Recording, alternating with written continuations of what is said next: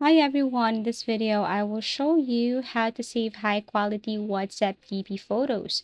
So all you have to do is to open your WhatsApp and then for example, you want to use a high quality picture on your WhatsApp. It's very easy. You just have to look for that specific conversation right here, or if someone sent you a message, specifically your photo, and you want to use this as your DP. So don't worry, WhatsApp has this new feature that you can set or you can download your photo and then set this into HD quality. Let's just say this one. So if you tap this, you will see this HD media quality above, or if you tap the picture, you will see this HD quality right here. And all you have to do is to click that one.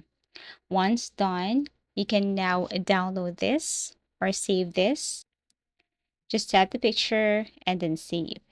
Now, once you have saved this HD picture right here, what you're going to do is you have to go to your profile, tap my picture, click this picture icon or camera icon, select the picture that I have created earlier with the HD quality, tap this one, and then wait, click done, and that's it. Basically, that's how you save high quality WhatsApp DP photos.